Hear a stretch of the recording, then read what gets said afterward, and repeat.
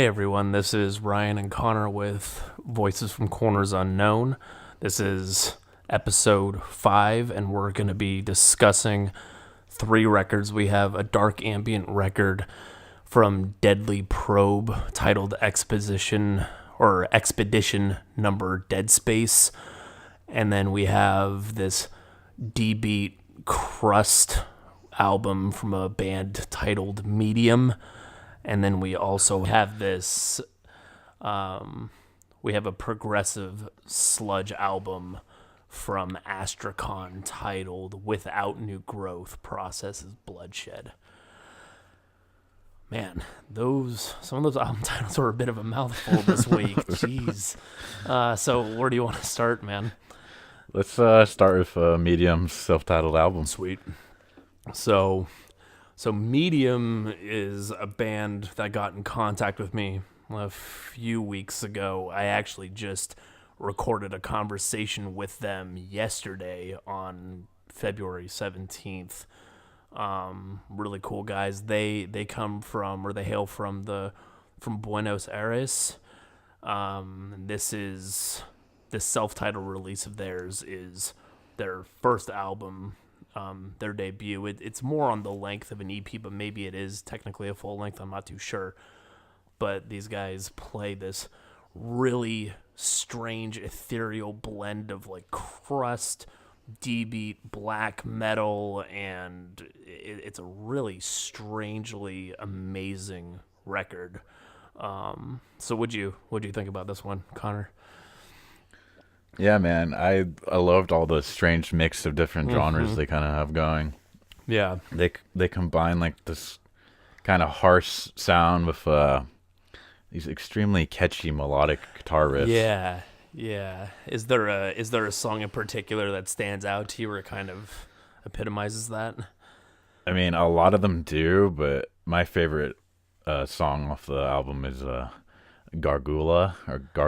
Yep. That is my favorite track as well. Yeah, dude. I don't know, that melody in that song is just amazing. Yeah.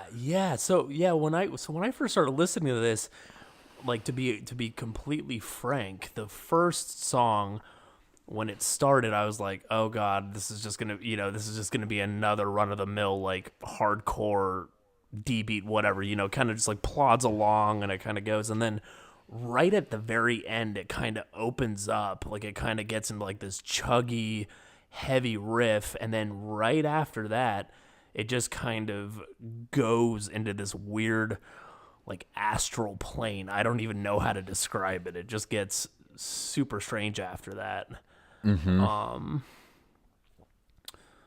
But yeah, they remind me a little bit of Trap Them. I don't know if you've listened to them before. They kind of give me some of their vibes, kind of like some of the heaviness and kind of the hardcore punk aspects, but they introduce a lot of, they have like a lot of black metal, but it has these really ethereal, depressing melodic textures to it that makes it feel airy and open and almost mystical. It's a really strange sweltering of sounds. Like it's something I've really not heard anything. It's really unique. Yeah. In a way, they kind of remind me of like more of like a Scandinavian band sound. Yeah. Like bits of their stuff, like in El Gigante. Yes. They kind of remind me of Kvelertak. Mm-hmm. I think it's like kind of that harsh, like black metal, like vocals, but the guitar work reminded me of like, I don't know, more melodic. Yeah. And sometimes it's even like upbeat. Like there's sad stuff, but then there's upbeat stuff. Yeah. And on that song specifically, the El Gigante, that kind of had, I couldn't think, I tried to come up with words for this and it was so hard, but it almost kind of had like this adventurous feel to it. I don't know if that's the right, if you. I think I know what you mean. Yeah. Like it kind of has like this epicness where it feels like you're kind of wandering or kind of like adventuring around like these. I don't know, kind of like you're looking through some looking glass into a world I'm picturing like mountains and yeah. these steep like this rocks jutting out of the ground and stuff. Yeah, for sure. And it really is. I don't know. It's such a strange album. But I definitely get that vibe, kind of that Cavello attack, as you mentioned. That's actually a pretty good catch. I didn't even think about that. Right, and then I don't know how much of Insomnium you've really listened to, but the beginning of the Gargula. Am I saying that right? Gargola. Like, I'm always butchering stuff on this. Yeah. But yeah, it reminds me a lot of Insomnium, like how they open a lot of their songs. This kind of like dark, mystical. Yeah. Just super melodic opening. Sure. Yeah, and I talked to some of the guys in the band yesterday, and I wasn't able to get. No, actually, it was a couple days ago. Oops, I screwed that up. I wasn't able to get the lyrics from them specifically, and they didn't list it on their Bandcamp at the time. But are the lyrics in English, or are they in like Spanish? I actually don't know. I know, or is there a mixture? It could be a mixture. I wasn't too sure. I know on the opening track, Skull Comet Sorcery, they enunciate that word multiple like they say Skull Comet Sorcery multiple times. So I don't want to assume that they're all in English, but based on what I was when I was speaking to the band members, they were telling me, you know, the lyrics are kind of not cryptic, but they definitely have like a fantasy element to them, kind of like, you know, kind of another dimension, kind of another place that is. I can see that for sure. Yeah, and I think it lines up really well with the tone and the textures of the music they play. Like, it really kind of solidifies. Like, when I hear about the lyrics, I wish I read them before, but I just haven't. I just never got them. But yeah, and then there are also just like these moments, kind of like, you know, you have like almost like black and roll, kind of like black metal and rock and roll, almost like not like it's kind of like Cavello attack too, dude. Yeah, and I don't mean that when I say like black and roll, or, you know, you have like grind and roll or death and roll, like it sounds a little dorky or a little, I don't know, maybe sound like a little campy or something, but it really does have. Dude, it's a cool mixture. Yeah, and each song kind of embodies its own sound, and it kind of has. There's a lot of experimentation going on in each track, but it all kind of comes together in this under this strange veil. That's what I really like in music. Like, I mean, I do like stuff that's kind of like each song sounds the same, it's aggressive and whatever, but like this one, there's so many different like tempo changes in the music throughout songs. Yeah, and it honestly just made me yearn for more when I was listening to it. I'm like, man, I just wish that they had, you know, like 15 songs or something, or they just had more stuff on display, and I'm interested to see how much further they can take this sound, like how much further they will push it, and like I don't know what else they could do with it. It'd be really interesting to see where they go. I mean, I can definitely see these guys becoming pretty successful, at least in their realm of music. I think so, yeah, and they are signing with a record label. They didn't divulge to me who it was, and probably for good reason, so I wouldn't blab it on this. But they're in the process of getting signed to a record label, so I think that they're getting their feet under them pretty darn quick. So I can see why. Yeah. And now it just compels me to go kind of sleuth around and see what other great bands are from the Buenos Aires area, because I don't think I know a single band from there besides Medium. So maybe there's a pretty good scene. They gave me that impression. They sent me some you know, some bands, and I was like, oh crap, I should go listen to this, but I just didn't have time this weekend to really delve into it. But it sounds like they have a pretty vibrant, you know, boisterous scene going on down there. Send those my way too. Yeah, for sure. No, they're super good. Yeah, really, really enjoy this. A lot of experimentation. Would you recommend folks check this one out? Yeah, this was definitely a good find. Yeah.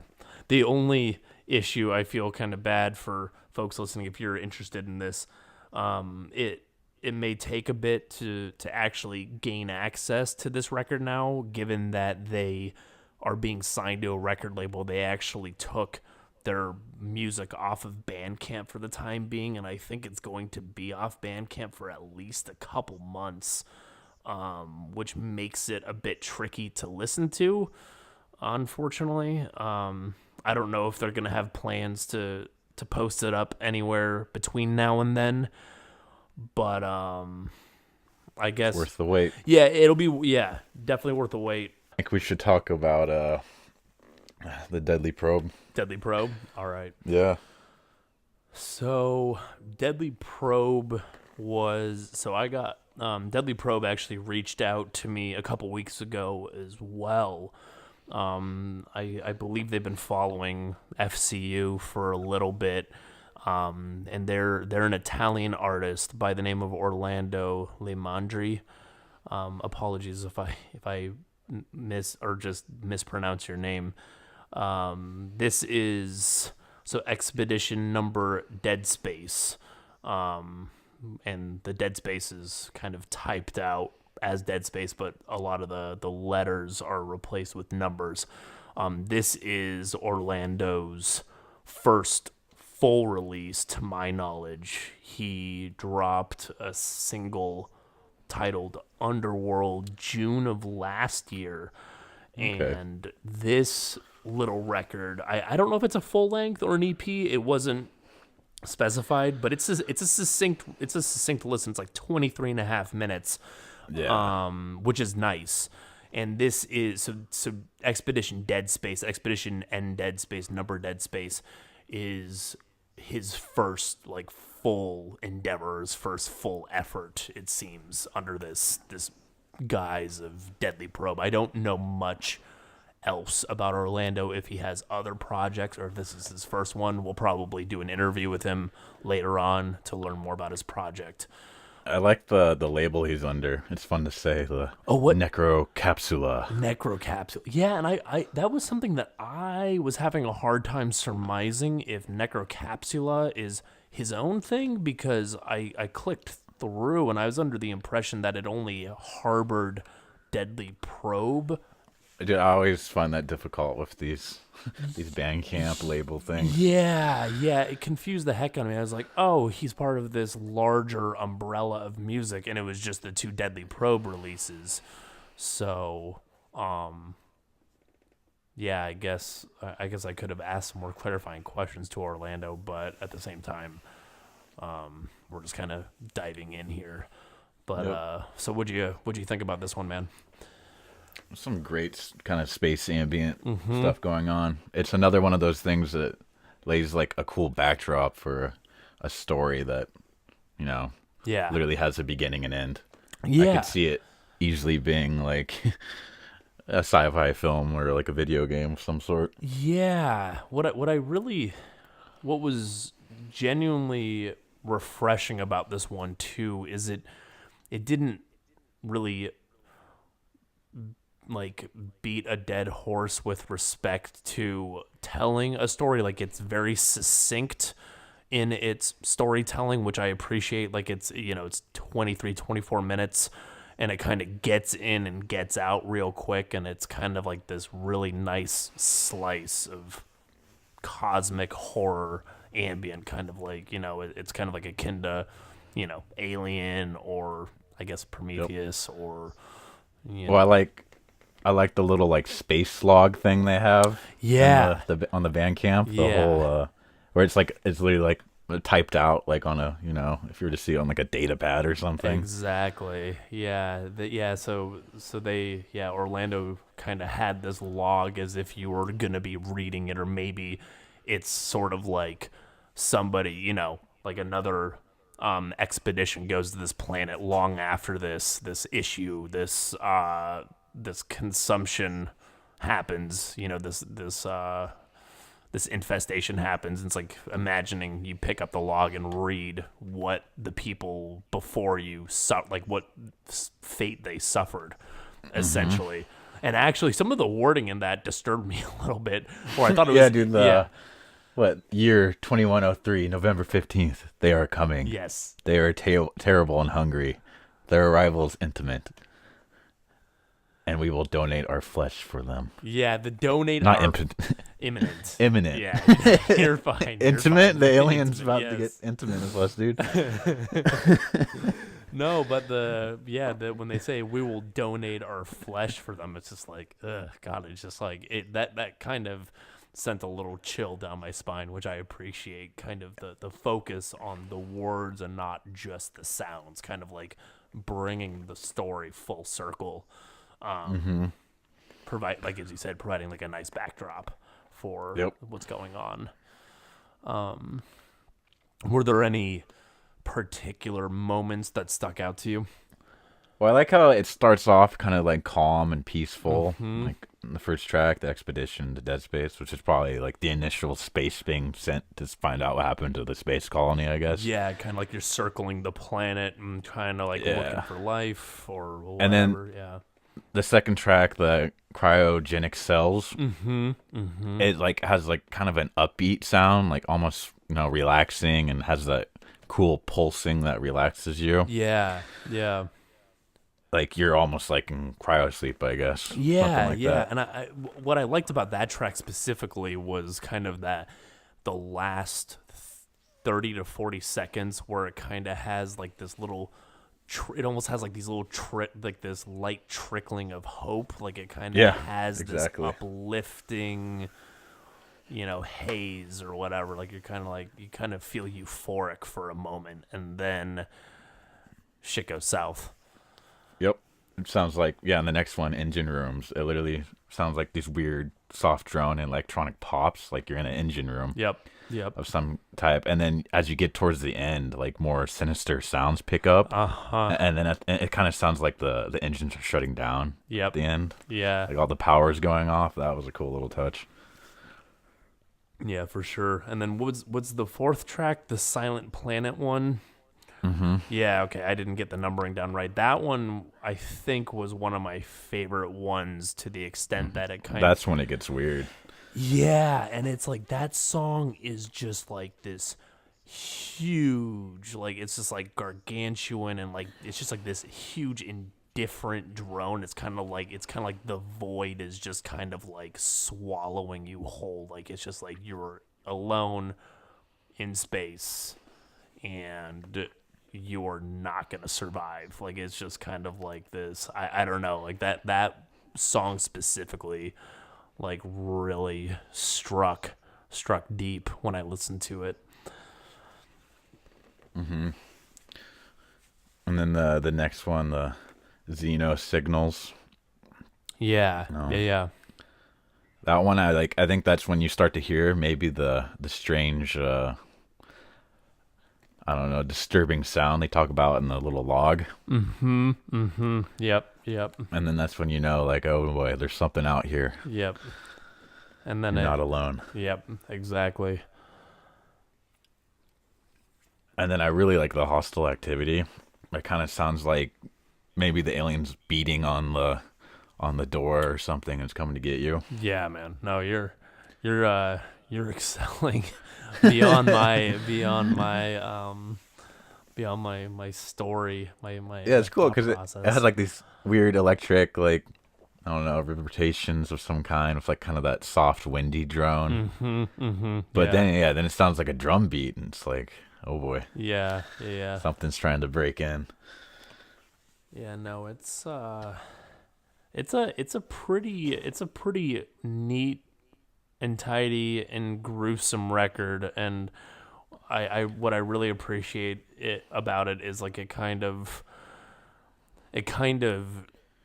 gives you, it's almost as if it plants you on the planet, and like the amount of time, like the 23 and a half minutes this record runs, it's like that's literally how long you would survive if you were like a colonist on this planet. Yeah, you're like, oh, there's something on this planet and it's it's gonna gnaw my arm off or it's gonna just gnaw my Right. flesh. It's like, okay, and once you figure that out, it's just like, yeah, you're gonna You're hide. dead. Yeah, you're gonna hide in like a little work shed or something, and then you're just gonna get destroyed. So Which totally reminds me, every time we talk about something ambient related, it makes me think of a video game I played or whatever. well, but, and then that's why Dead Space. I mean, it's just harkening back to Dead Space, yeah.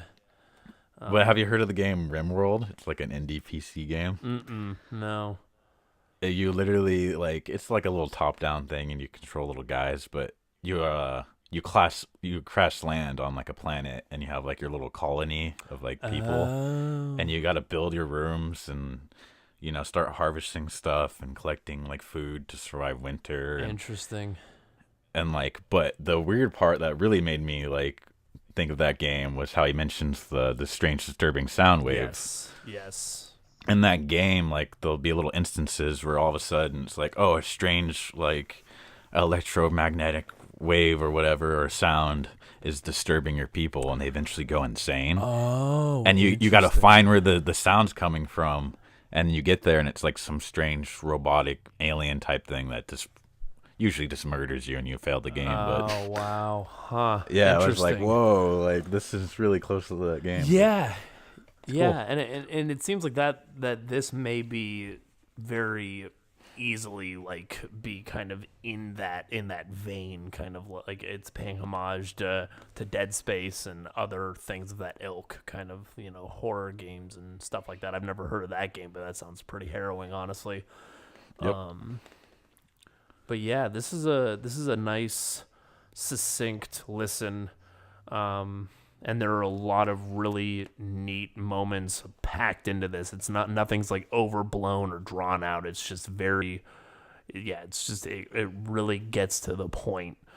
And yeah, it'll be interesting to see where Orlando goes moving forward, if he's gonna keep to the space theme or kind of I don't know anything about him and his versatility. So, just as a musician, it'll be interesting to see where he goes next. Would you recommend folks listen to this one? I feel like I never recommend people not to listen to something, but that's true. I would. That's true. Yeah, I mean, someday we're probably gonna have to get on one where we're gonna have to eventually recommend people not listen to it. No, but it's great. Yeah. If you like space ambient and the whole, kind of beginning to end story type thing. Yeah. Yeah. No, exactly. Yeah, definitely. Yeah, so the last one is Astrakhan, which is kind of a progressive sludge metal band from Vancouver, British Columbia. Mm-hmm. And they started their band in 2012. Yep. And I believe this is their second full release. That's they've right. had a few EPs also. But Yep. yeah, it came out on February 2nd, 2018. And here's a little description they gave themselves on their Bandcamp. The progressive approach to sludge-rooted and dark, doomy psychedelia. Mm-hmm. Which instantly, the whole sludge psychedelia part makes me think of Mastodon right away. For sure. At least kind of mid-era Mastodon, not the more recent stuff. They've been kind of going more proggy poppy or whatever. But exactly. This is old school Mastodon. Yeah, the riff. At least when I started to get to Mastodon too. Yeah. But yeah, definitely the instrumentals. The vocals though have a more unique sound. It's kind of Toolish. Not Toolish as in you're a tool, but Tool the band. Yeah, no, I know what you mean. And actually, I gotta talk about my boy Riley McShane from Allegiant, who used to be in a Santa Cruz band, Son of Aurelius, and their last album that they did together, he went clean vocals, and it sounds a lot like this. Yeah, no, for sure. And that's something that I noticed right away too. You described them as kind of Tool-esque. I guess that's a better way of saying than saying Toolish. But I kind of, when I listened to them, they kind of reminded me of Protest the Hero, but not what I love about these vocals is that they're not when I listen to Protest the Hero, after a while it starts to grate. It kind of wears me down, and listening to these vocalizations, I just love the interplay the vocals and the different textures that are, and like they're not super loud and at the forefront of the songs. Like they kind of have they're very nicely mixed in with the instruments, which I very much appreciate. In a way, like they don't even stand out because of that. They just become part of the instrumentals. Exactly. Yeah. So like I was just like, what are they even singing about in these songs? Is like I can never really pin out the lyrics. Sure.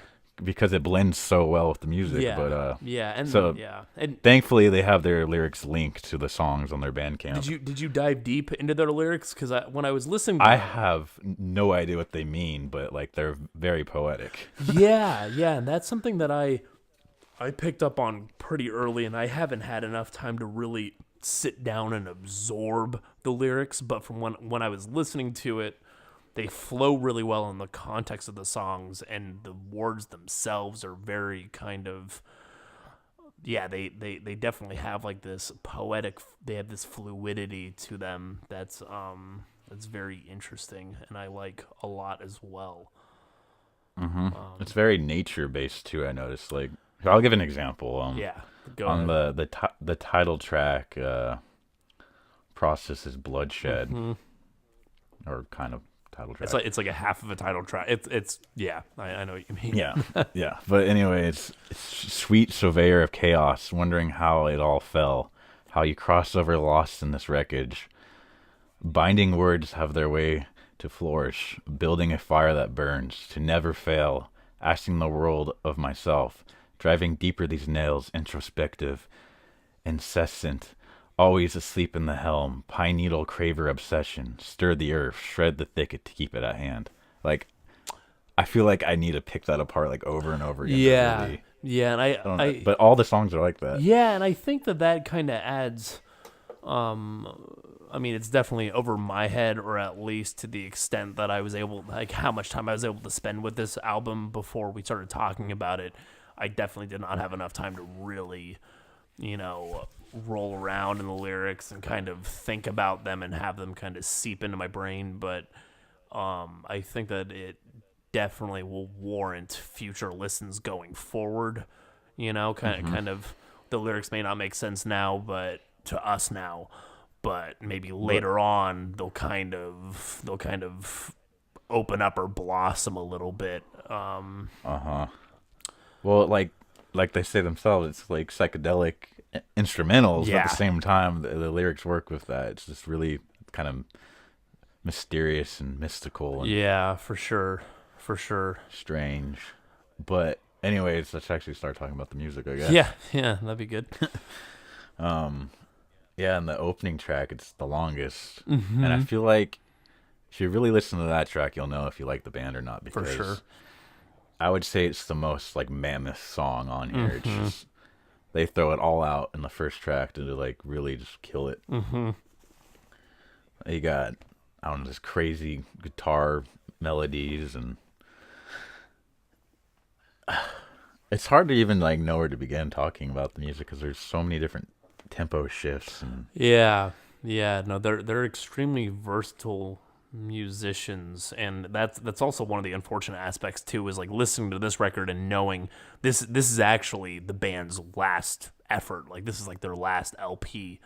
I don't know why they're calling it quits, and I'm not here to like to make guesses, but it's unfortunate because these guys, like listening to this record, it's you can tell these dudes put a lot of time and effort into like composing these tracks, and it's sincerely, it'll be a sincere loss, even though they may not be known by tons and tons of people. I think the musicianship on display here is breathtaking, to say the least. Yep, I could easily see them touring with big bands like Mastodon and High on Fire and for sure. The Ocean and bands of that type. Yeah, I think my what's nice about this record, and what I like about it, is they have a handful of like really groovy hooks in their songs, but they're kind of far and few between, but I think that makes it better to an extent. I don't know if you got that vibe, but when I was listening to it, there were a handful of moments that really stuck out to me, but the rest of it was kind of like this. I don't know, like it just felt like this. I don't know how to describe it. It felt like it was almost in its own universe, in its own dimension. Like it was just kind of like this degree of, like it just hits like this level of conjuring a new world. I can't describe. It's hard for me to describe in good detail. Kind of vaguely reminiscent of like Elder's Reflections of a Floating World. Yep. Or it kind of gives you like just kind of like this epicness to it. You're just like, man, I just want to like go here and just like bask in all the wonders here. I could see that for sure. Yeah. Like you kind of just don't even know what to do yourself. Yeah. Like, It's kind of like a form of escapism, or it's kind of like a way of escaping. Like you just kind of like you go there and it kind of transports you to like this really, this kind of like just like this different plane of existence where I can just picture seeing these guys live, dude. It would just be just the smell of weed and smoke throughout the entire venue. Exactly. But yeah, I think one of my favorite tracks on this one, or at least one of my favorite riffs, has to come on the second track titled Dominion. I don't know how you felt about that one, but I like that one. Yeah, there was like it kind of about like halfway through. There's just like this, they kind of do this nice build up, and it just has this. I don't know, like it just builds up, and when it breaks, it just has this super heavy, like just absurdly heavy, like Mastodon-esque riff to it. Like it's just kind of like epic and crushing, but it doesn't last very long, which I like too, and it kind of makes you want to go back and re-listen to it multiple times because it only rides kind of the like the grooviness for just long enough to where it's not like where it just keeps going and going. Yeah, because there are certain bands in sludge metal that do that, where it's like, oh, we're gonna make a whole song that's 8 minutes long around a single riff. It's the same thing, yeah. Yeah, and they're like always changing. Like it's just like this metamorphosis. Just every song is just always moving. That. Yeah. I think my favorite song was probably track 4, "A Change Begins." Mm-hmm. That's which really I found out for sure. It's featuring Emily Bach on violin and Scott Barlett on backup vocals. Mm-hmm. But anyways, yeah, you got like kind of the slashes of violin getting into like the drony groove like guitar riffs. Yep.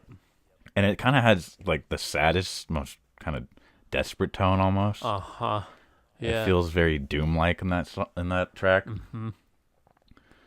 And then all this violin and guitar work just ends with showering of just great instruments. Yeah. Like what I like about that one too is it's kind of when I listened to that song, it felt like one of kind of the like a slower, sludgier, like kind of like a more plodding song. But near the end, kind of when the violin meshes in, it kind of the guitars and the instruments are kind of like become this overwhelming cacophony of noise, and the violin just kind of interweaves itself inside the instruments, and it kind of just makes it like this epic, overwhelming, like it kind of goes with the title as well. Kind of like A Change Begins, kind of like this overwhelming shape shifting or something. Like it's a really. Yeah, the violin work on that track is pretty amazing. Dude, I always think violin and metal works well together. Yeah, I agree. I wish that especially if there it's was more done of it. right. Yep. I wish that there was more of it. And is that the only place that the violin appears? I can't recall off the top of my head. Does it appear? That's like at least the most prominent. Okay. I don't. Okay. Yeah. Not too positive. Sure. And then it's funny. I like how you mentioned they kind of sound like kind of, the middle of Mastodon's career. Because with the next song, I literally listed, totally reminds me of kind of a song from Crack the Sky. Oh, which on the Process is Bloodshed? That song? Yep. Yeah. Yep. Yeah. No, for sure. But, yeah, dude, they're great. Yeah, and then the Yeah, and I also found kind of harkening back to some of your tidbits on like Tool. I found the closing track Black Tourmaline to kind of remind, at least the introduction to that, to remind me of that sound a little bit, of the Tool sound, kind of like that airy guitar bass passage. And that song I found to be pretty overwhelming emotionally, or like I felt like it was like I don't know if it's, you know, like there's like a lot of melancholy that seeps from that one, and I'm not. Yeah, I would recommend checking out the lyrics on that one. Apparently, it's adapted off of a poem. Oh, interesting. Alexa Catlin. Okay. I don't know if that's supposed to be Caitlin. But Okay. Catlin. Interesting. No, I had no idea. Yeah, I found that one to be pretty like depressing in its tones. Yeah, the lyrics like are all about, I don't know, like getting covered in tar and stuff. It's pretty pretty dark. And I don't know if this was intentional, but it almost to me feels like a kind of like it almost feels like a perfect closer, I guess, to their career as a band as well. And though I haven't listened to their prior releases, I'm going to. That song seems to almost capstone it in a way where it's kind of like a reflection, like they're standing on a precipice and looking back out over all the work that they've accomplished over the years since they founded the band, and it almost kind of has like this depressing vibe to it, kind of like, okay. I noticed there's more grit to the vocals too. Yeah. It kind of sounds like he's singing more through his teeth almost. Yeah, for sure. Yeah, no, that's something that I really enjoy too, just the vocal work on this album, like just the way they do the strained vocals, and the singing through their teeth as you describe. I think that's a really good way of putting it.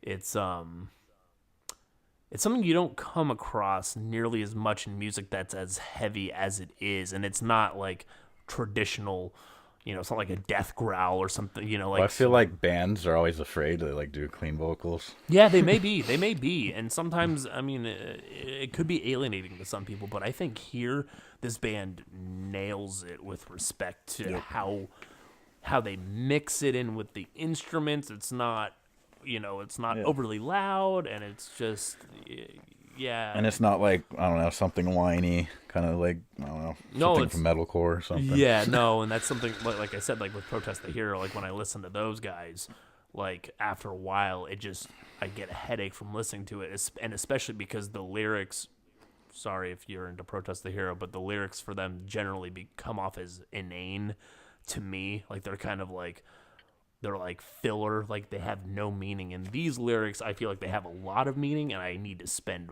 way more so time. Much meaning that you can't even process. Yeah, and it's like it'll be one of those albums that you can listen to for years to come, and you'll still just learn new things about these people as musicians and what they, you know, kind of like all the work they poured into this. Like maybe some of it will come into clear focus as time goes on, but we'll see. But yeah, would you I think I know you're gonna recommend this one, but I guess I should ask just for the sake of the podcast. Would you? Nah, man, I don't recommend it. These guys suck. No, I'm just kidding. Totally recommend this. Yeah, wholeheartedly. Especially if you're in more to that psychedelic stoner sound. Yeah, definitely. Yeah, and it really is. I think it will be a sincere loss, and they may be one of those bands that'll become a little more recognized long after they're gone. You know, that happens with certain bands. Yeah, they could always come back. Maybe they'll pursue their own personal careers more. Yeah, I think And then might come back to it. Who knows? Yeah, who knows? But yeah, wish those guys well. You've been listening to Voices from Corners Unknown, episode 5. I hope you enjoyed this episode. Once again, leave us some feedback, and we'll see you guys next time.